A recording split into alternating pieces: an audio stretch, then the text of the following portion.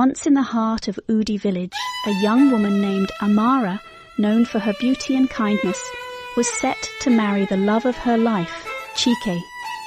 The village buzzed with excitement, for their union was a symbol of hope and joy. Her friends surround her, singing traditional wedding songs. Amara, smiling, "Today is the day my dreams come true." While Chike in another hut, looking troubled, he paces back and forth as his friend Obi tries to console him. Chike, nervously, "I don't think I can go through with this."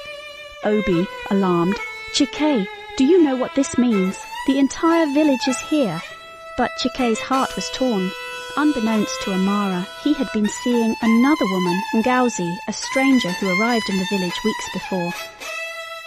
Amara stood at the altar, her heart racing as she waited for her groom, but Chike never came. Looking at Amara's anxious face, her smile fading as whispers ripple through the crowd, her father, standing nearby, looks furious. Amara, whispering, "Where is he?" Chike was seen walking through the forest with Ngozi, leaving the village behind. Left alone at the altar, Amara's world crumbled. The betrayal pierced her soul and the humiliation burned deep. Amara collapses to her knees as her friends try to console her. The crowd disperses, murmuring in disappointment.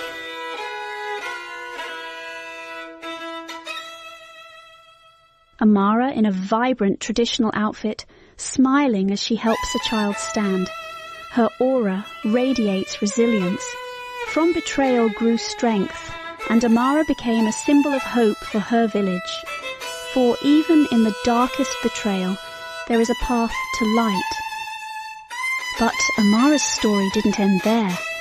They say that months later she found love again, not in a man, but in herself.